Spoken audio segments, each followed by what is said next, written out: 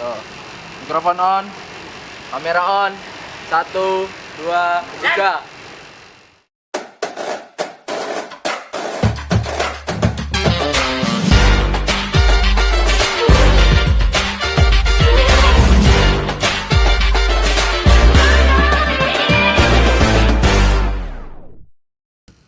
Halo teman-teman semuanya, selamat datang di Audi Famous.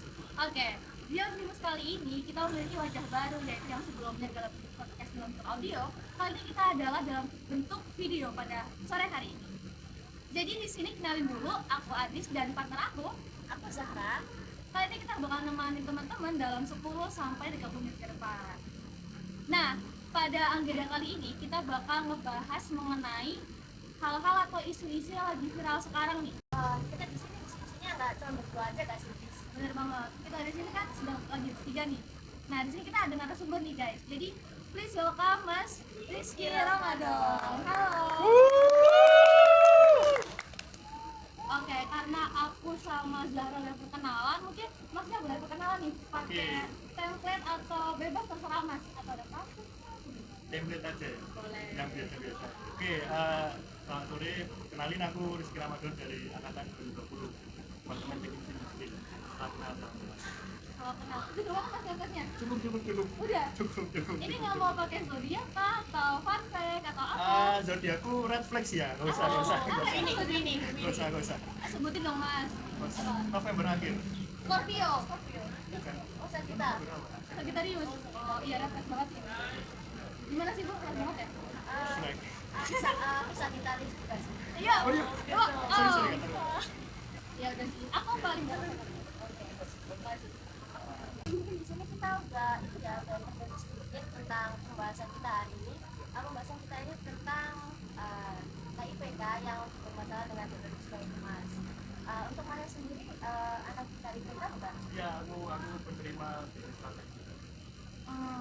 Mungkin dari penerima KIPK itu sendiri, Mas dulu tuh gimana sih cara mendaftarnya kok bisa sampai masuk atau diterima jadi masuk KIPK?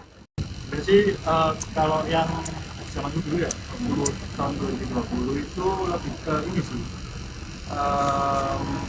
dari golongan UKT itu peninjauan awalnya dari situ dan ada pendaftaran sendiri yang gue saat kita mau daftar tes itu ada pendaftarannya tentang ketegangan itu prinsipnya itu tes itu nggak bayar, tapi karena aku masuk di sini tuh jalur prestasi, jadi ada jalurnya sendiri. Waktu itu di vokasi ada jalur prestasi dan nilai UTBK, terus ada jalur mandiri. Aku di jalur prestasi. Nah, di waktu aku di jalur prestasi itu setelah mendaftar KIPK itu daftar kuliahnya di DTMI. Nah, setelah mendaftar itu nunggu lolos tidaknya sih lebih ke ini sih, dari kampusnya. Jadi peninjauan diterima tidaknya tergantung dari data apa yang kita berikan. Jadi ada requirement-nya lah. Jadi pas pendaftaran masuk milih JTMI, abis itu langsung pilih yang sama KIPK gitu. Kembali. Oke, masuk web dulu. Jadi ada webnya sendiri tuh. Ada ID-nya, terus pakai password juga masuk aku juga. Jadi lebih ke dia penyedia. Kan itu kan web itu bukan hanya untuk tes dalam satu jalur doang. Jadi kan dulu kan masih ada selanjutnya sama SPM. Sorry itu juga. Jadi kalau anak yang calon penerima KIPK di UTBK-nya dia nggak bayar. Jadi free. Berarti nggak ada kayak tanggal kayak awal itu. Terus selanjutnya itu nggak pakai. Berarti buat pendaftaran tesnya juga itu juga nol banget ya? Nol ya dari awal. Dengar juga KIPK itu juga dapat tunjangan dari pemerintah nggak sih? Nah, tunjangan. Nah, ini yang aku sempat baca ini juga sih. Karena aku main Twitter juga ya. Dan di Twitter sempat ramai dan jadi trending. Ya penyalahgunaan dana tersebut. Oh, Jadi parah. jadi explore Instagram itu kayak mati rame lah. Jadi banyak, bahkan banyak ormawa-ormawa yang bikin kajian tentang penerimaan KIPK. Perlu pendidikan dulu. Menurut aku itu yang mahasiswa yang menyalahgunakan KIPK itu mas gimana itu tanggapannya? Itu lebih kayak gini sih. Jadi pada waktu itu pertama, aku nggak tahu kayak itu bukan kayak itu, kebutuhan hidup di lingkungan kampus tersebut itu gimana? Dan tiap kota kan beda-beda. Ya kita nggak bisa bandingin kita di UTS sama teman-teman yang di UNS. Jauh banget. Terus itu yang pertama. Yang kedua, kalau yang tambahan ya dalam relasi itu kan banyak hal yang harus kita butuhkan. Banyak hal yang kita butuhkan, dan memang misal kita di posisi ya penerima KIPK dan lingkungan di sekitar kampus itu juga posnya itu di atas meskipun kan mau nggak mau kan kita harus gitu. Jadi lihat lagi ini anak bisa nggak financial manajemennya itu gimana, dan akal-akalan dalam memanage energi dalam dirinya. Ini ngaruh banget soalnya ke porsi makan. Iya betul banget. Anak kos itu kan kayak bener-bener tiap hari harus beli ya kalau pakai effort masak dan sebagainya. Aku juga sebagai anak kos ngerasain makanan tuh paling banyak banget. Cuman kadang ini loh mas, kan orang kan kalau apa ya daftar KIPK kan otomatis kan dari program pemerintah di setting buat emang orang-orang yang kurang mampu buat apa ya ngebalancein nggak ada apa perbedaannya gitu loh buat kalangan atas sama kalangan bawah. Nah tapi kalau untuk hal yang disalahgunakan jadi lebih ke hedonisme atau hal-hal yang emang dia tuh sebenarnya tuh apa punya uang lah cukup lah untuk membiayai dirinya sendiri di dalam pendidikan.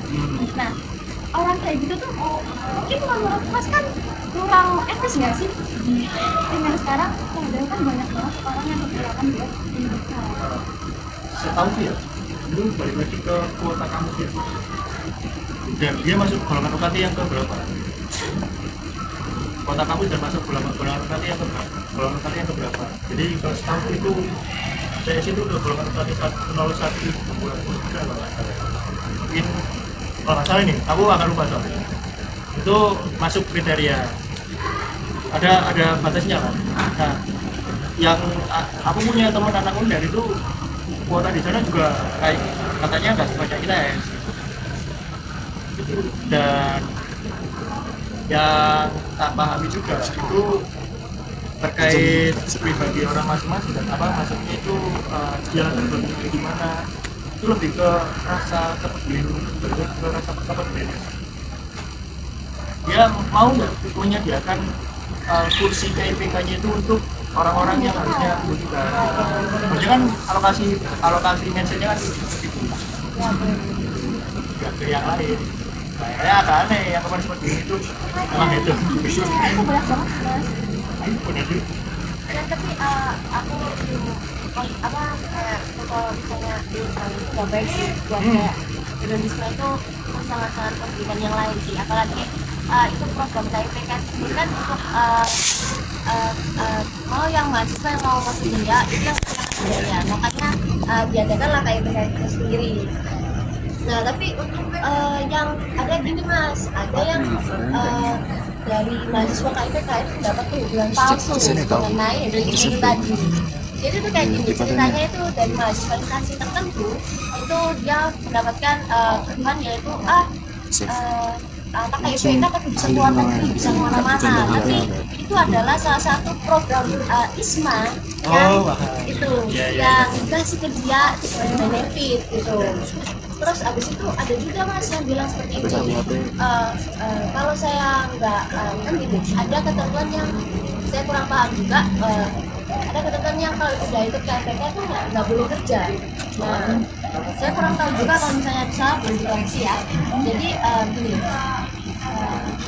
dapat iPhone nih, beli iPhone, dia punya iPad, dan barang-barang segala.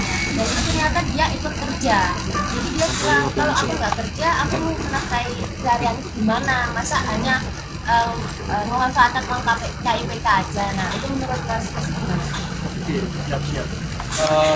Buat apa ya? Ini nyambung sih ke besar dana yang diberikan untuk dia ini. Di aku angkatan 2020 itu 4,2. Tapi lu naik ya di angkatan 2021 deh. 1,5 kalau nggak 7,2. Ya. Nah, terus kalau terkait anak yang sempat dapat tujuan yang salah itu lebih ke gini sih. Pertama mungkin ada, nggak tahu ya, pribadi orang-orang masing-masing pendapatnya gimana. Soalnya suatu hal yang bertentangan itu nggak bakal jadi konflik yang membesar kalau kita responnya ke tepat sasaran. Itu. Jadi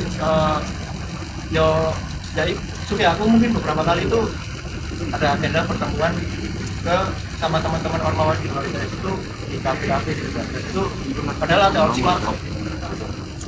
Ya aku pasang statementnya di sosmed. Agenda ini. Dan jadi gimana caranya aku itu nggak memberikan peluang mereka untuk berpikir buruk tentang terima IPK. Nah kalau dari aku kayak gitu, makanya kayak misal dia sampai ke luar negeri, ya mungkin bikin postingannya ya itu menginspirasi banyak orang juga. Terus ditambah lagi ya branding diri sendiri keluar gitu. Karena kan penting juga lah buat merawat sosmed supaya itu diri. Tapi nih Mas, buat KIPK itu kan yang mengontrol tuh sebenarnya dari pemerintah sendiri atau dari kampusnya sebenarnya? Emang ada kayak bagian yang ngurusin tentang peninjauan profesionalnya jam semester kayak gimana? Tidak pernah dengar-dengar nih Mas, jadi dia tuh nggak mendaftar di KIPK tapi ditawarin dari pihak kampus. Nah itu kan berarti kan kalau di awal kan nggak semua orang ngerti gimana tinjauan apa ya, kayak data-data dari apa ya, kayak kalau KIPK kan kita kayak masukin data daerahnya berapa nih sebagainya kan. Nah kalau di awal kan pasti kayak gitu kan sampling doang, nggak yang benar-benar bukan ya biasanya. Nah itu kan berarti pihak kampus kan mau nggak mau dia cuma menuhin kuota buat KIPK, bukan vaksinnya gitu. Sebenarnya cuma ingin memenuhi bukan menyeleksi gitu ya. Bukan menyeleksi. Dan akhirnya kan kayak cuma buat kebutuhan pihak kamu sendiri. Ya. Jadi gini, lolos tidaknya itu tergantung dari data kondisi keluarga yang dia masuki di kampus waktu itu. Jadi kan ada dua perbandingan data kan, dari DIP-nya, KIPK-nya dan dari kampusnya sendiri. Sebenarnya aku juga punya cerita sih tentang tetangga kan ada yang juga KIPK. Akan tapi di situ ada orang yang survei Mas. Tapi orang yang survei itu tahu bahwa itu tuh kan kalau nggak salah suruh foto rumah kalau nggak salah ya. KIPK itu. Nah orang yang survei itu tahu kalau itu bukan rumah sebenarnya dimasukin ke data tersebut. Tapi kayak orang yang survei kayak ya udahlah ini tuh kayak biasa gitu. Jadi kan otomatis orang yang survei dari pemerintah ini kan juga bodoh amat terkait orang yang apa ya dapat KIPK-nya. Padahal itu programnya juga dari pemerintah juga. Tapi kenapa kok seleksinya kayak seperti itu kayak gitu? Kan tanya gitu. Aku ini sempat di salah satu kampus di Surabaya itu aku lupa ya kampus apa. Itu sampai disamperin sampai diinspeksi. Ini benar nggak kondisi dan itu benar-benar objektif. Dan belum tahu lagi nih ada apa ya, ada obrolan di balik belakang. Dia sebenarnya tuh nggak required gitu. Oke. Nggak masuk persyaratan. Oke, paham. Jadi Nah, orang yang tahu-tahu aja gitu ya, Mas? Ya, jadi dia lah. Yang tahu-tahu aja. Nah, nggak tahu lagi kalau kayak gitu. Nah, belum tahu lagi nih yang sempat viral itu di cross check atau enggak. Ya ada. Kalau misalnya udah di cross check, ada datanya kan, apa ya? Oh, berarti emang wah ini. Tapi juga ada yang menyangkut kayak ada yang banyak kayak dia itu dihujat, lalu habis itu dia tuh mengundurkan diri dari KIPK karena itu tadi. Iya. Terus habis itu ada nih kalau tadi kita menyangkut soal pemerintahan ya, itu tuh saya juga pernah baca artikel yang dimana gimana sih tanggapan pemerintah tentang yang mahasiswa ini harus apa. Nah beliau menjawab mahasiswa ini harusnya bertanggung jawab untuk mengembalikan uangnya kepada negara. Yang aku baca ya, jadi kan orang ini tuh ada laporan dari seorang lain. Boleh diminum kan ini? Boleh, oh iya. Sorry. Silakan Mas. Minum juga loh, bentar. Lapar Aus maksudnya sorry. Lanjut.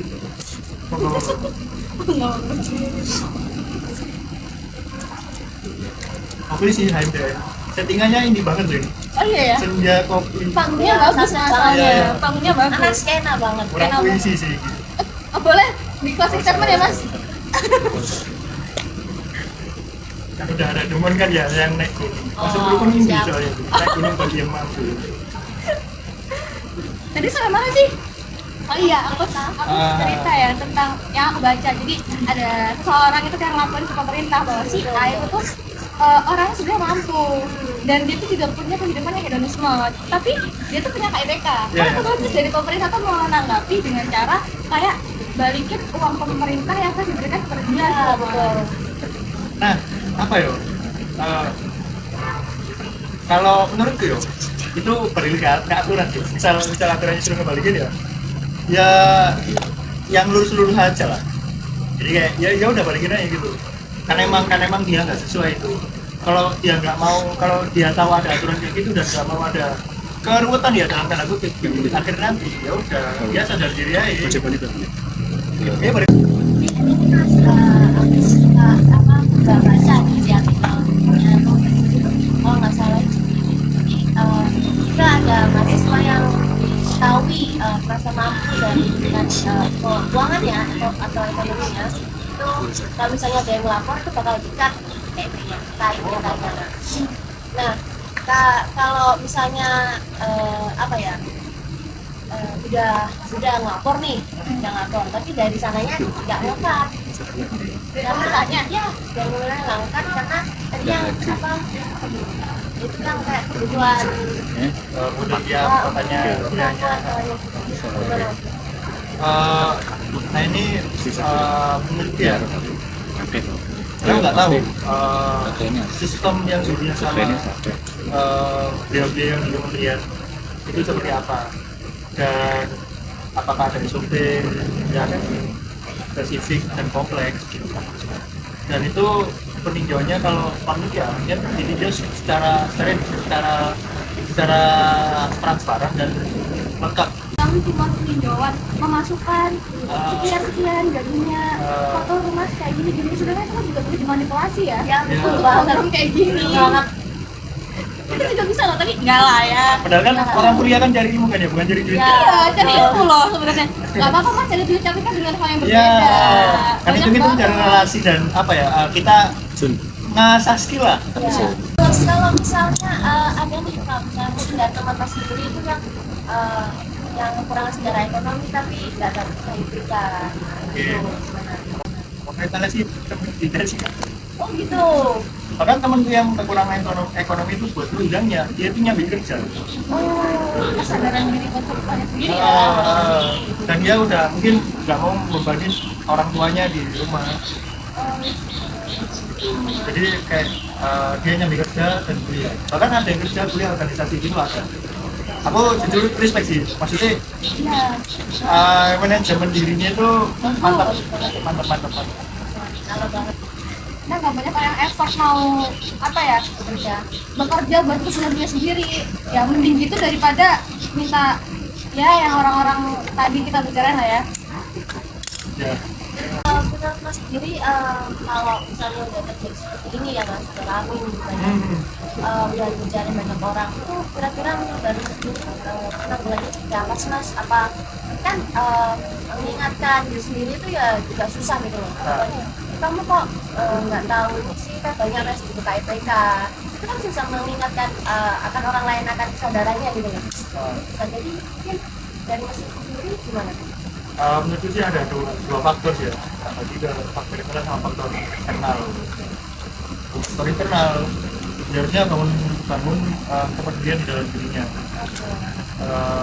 apa kehidupannya media ini, dan seharusnya kan kalau kita masuk ke apa ya aspek dasar dari pendidikan kan pendidikan merupakan hak segala bangsa.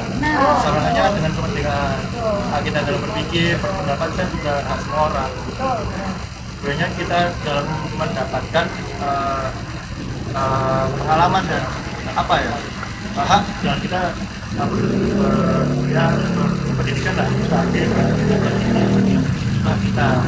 Dan selanjutnya itu faktor internal. Sebenarnya hal tersebut dibangun dari kepekaan mereka dalam melihat kondisi sekitar.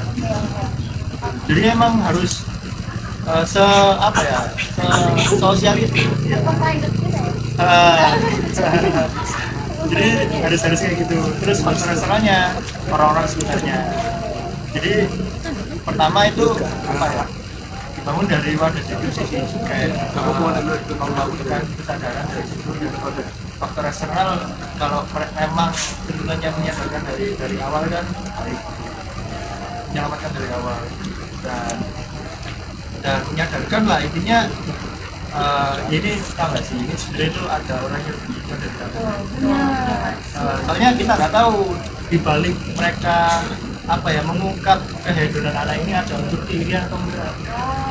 Gitu. Hati benci ya. Nah, lihat anjirnya anak nggak pernah kelihatan waktu kuliah, terus apa ya, juga nggak aktif di kampus, terus dia itu kayak ada apa ya, uang kas buat kebutuhan kelas itu nggak pernah ikut.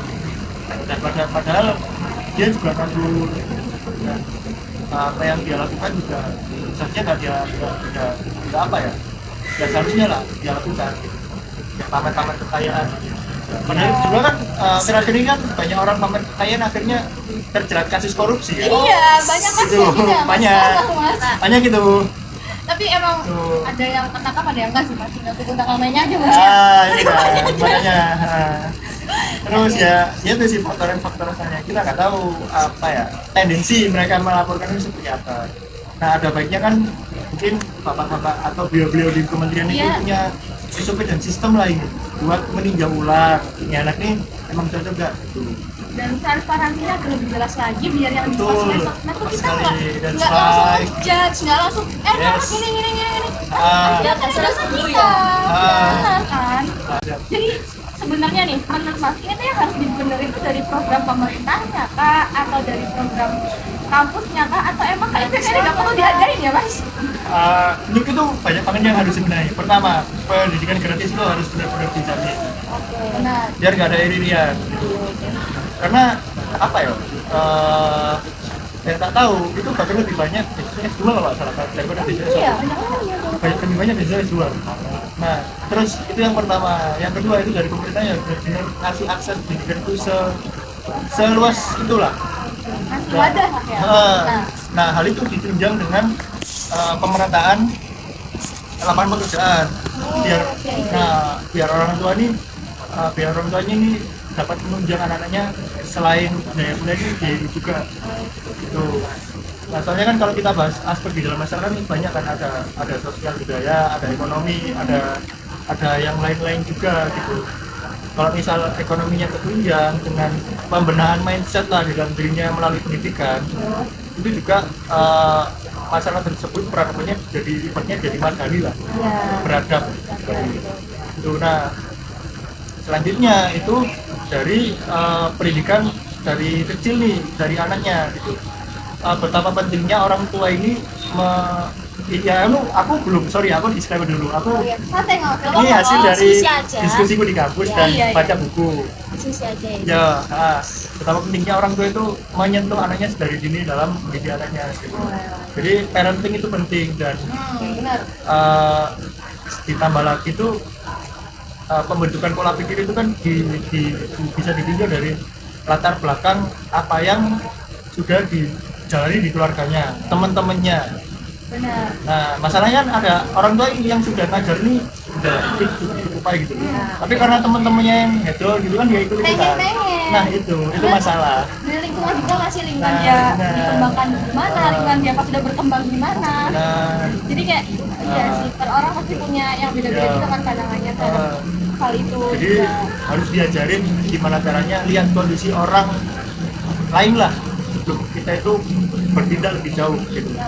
Karena apa ya, dasar dalam kehidupan tenang kan bersyukur. Bersyukur. Syukur. Harus selalu bersyukur. Harus selalu bersyukur. Alhamdulillah ya, teman-teman. Jadi, ketika kita sudah melihat kondisi orang lain seperti apa, ya sebenarnya kita harus ngaca gitu. Makanya saya itu lebih bisa loh sebenarnya. Ya, bisa dibilang lebih banyak masih berdatang di situ nggak sih mas?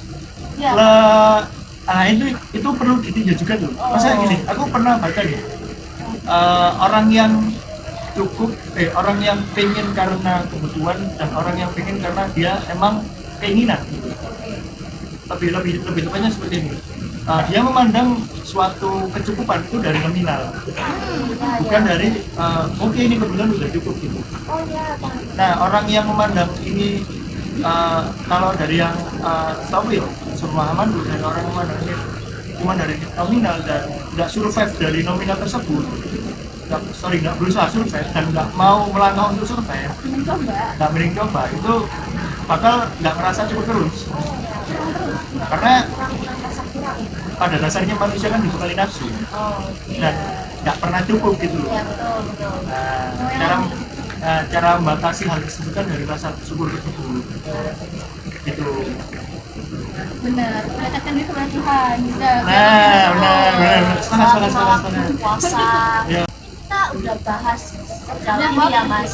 Dan udah bahas sana sini, udah mantap. Bahas santai-santai aja dulu kali ya. Semangat. Apa nih yang santai-santai? Mungkin ini sih mas, tadi aku sama Sasna terus bahasa gitaris nih. Aku nggak percaya sama zodiak ini kebetulan. Apa nih aku udah percaya nih soalnya? Oke. Musrik sorry. Enggak gitu mas. Enggak gitu ya. Musrik. Ini kan cuma apa ya?